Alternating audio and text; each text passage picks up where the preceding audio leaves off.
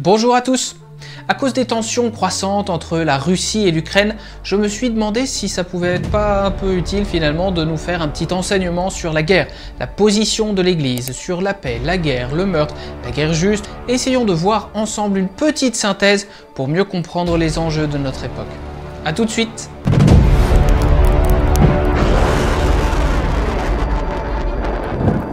Alors avant de se pencher sur la guerre et tous ses détails, d'abord il faut regarder un peu le fait de tuer. Puisque tuer et la guerre c'est évidemment lié, mais c'est quand même un peu autonome, un peu distinct. On va voir pourquoi. Tout part en effet du 5e commandement. Tout le monde connaît le « tu ne tueras point ». Mais très important, l'Église va traduire ça d'une façon un peu plus précise et un peu plus adaptée aussi à la morale et au réalisme. Elle va dire « tu ne commettras pas de meurtre ».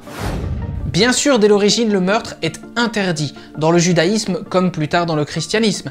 On le voit dans le récit de la mort d'Abel par son frère Caïn en Genèse au chapitre 4. C'est la jalousie, la convoitise et l'orgueil qui va pousser Caïn à tuer Abel, bien sûr, et ce sera une grave injustice. Parce qu'elle est donnée par Dieu, la vie humaine est sacrée, et la conséquence du péché originel, cette cassure des origines, va pousser l'homme vers la violence.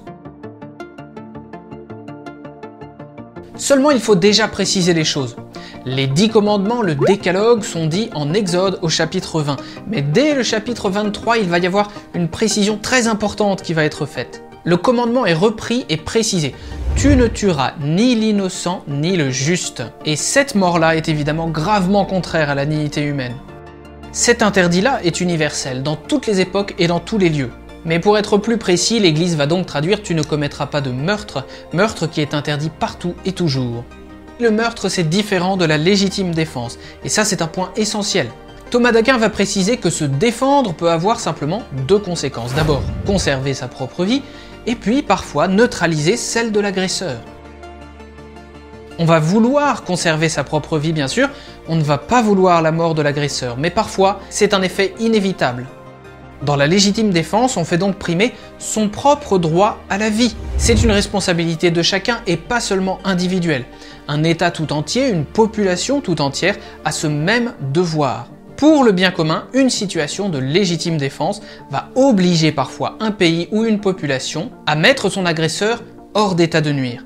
Le catéchisme de l'Église catholique explique donc que c'est parfois un devoir pour l'autorité légitime, bien sûr, de repousser l'agresseur et même avec le moyen des armes.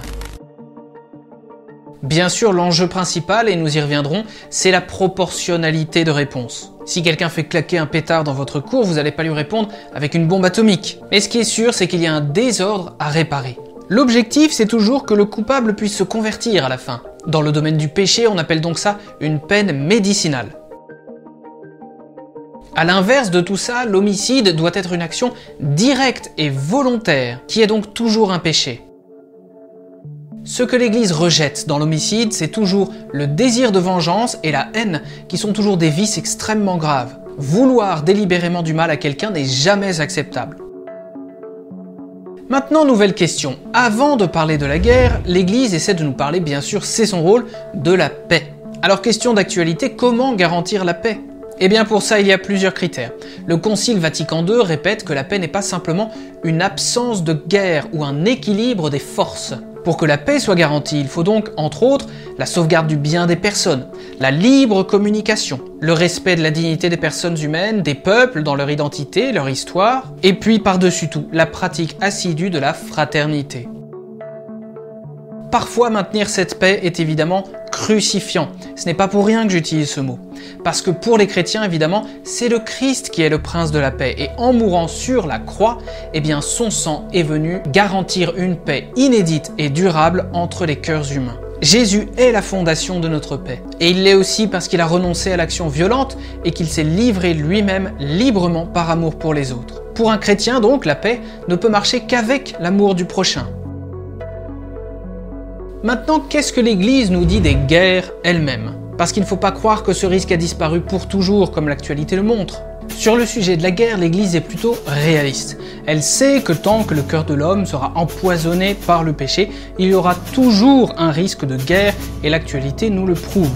Mais elle condamne fermement la destruction volontaire de vies humaines, et surtout la destruction de régions entières, ou de villes entières, comme on a pu le voir avec la bombe atomique.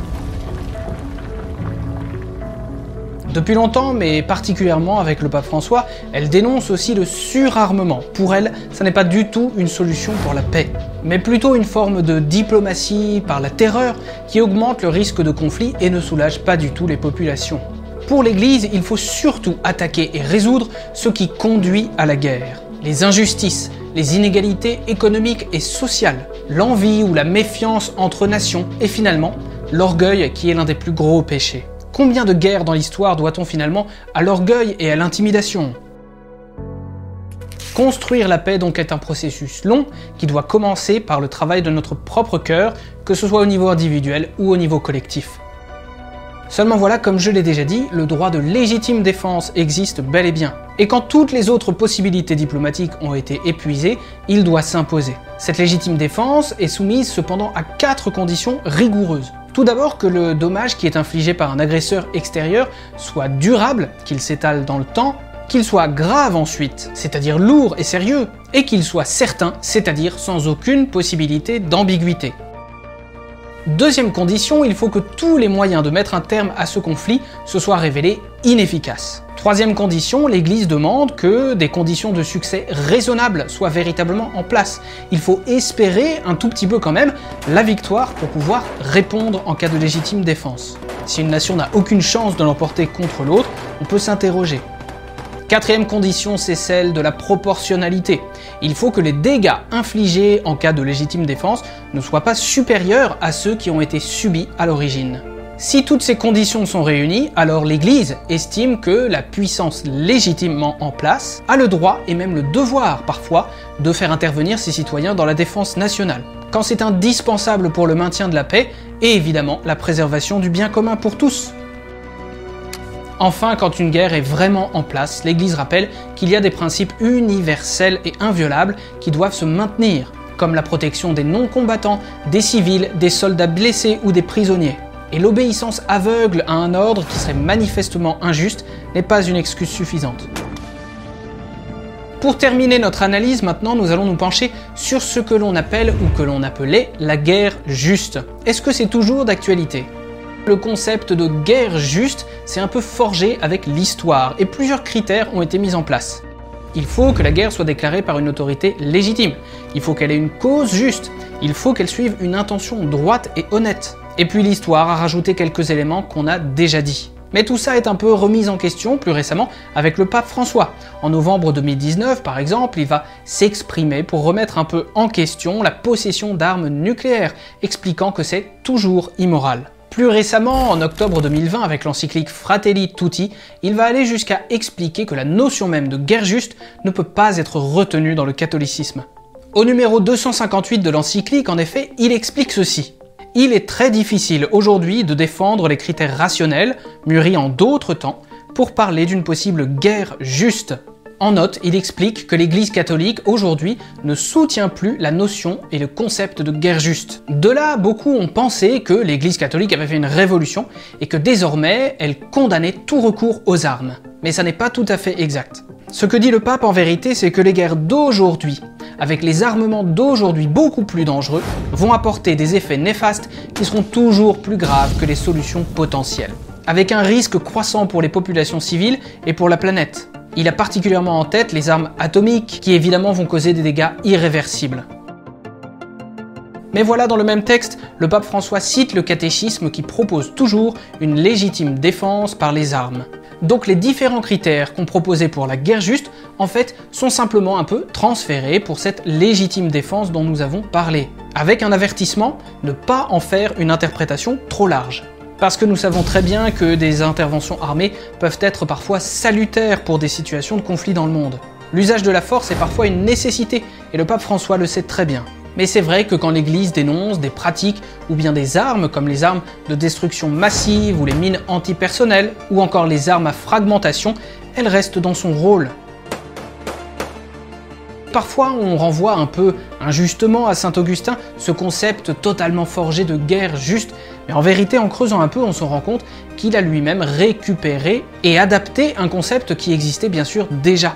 La réflexion sur l'éthique en temps de guerre existe bien sûr depuis l'Antiquité, mais ce que saint Augustin a rajouté, c'est un élément de conscience. Quand le soldat va tuer parce qu'il en a reçu un ordre légitime, dans quelles conditions spirituelles ou psychologiques se trouve-t-il? Quelle est son intention? Saint Augustin demande que le soldat chrétien se trouve dans des dispositions intérieures conformes à la justice. S'il doit vraiment tuer, il faut que ce soit contraint par la nécessité et bien sûr sans haine. À l'époque, cette réflexion fut d'une nouveauté considérable et doit encore nous inspirer aujourd'hui.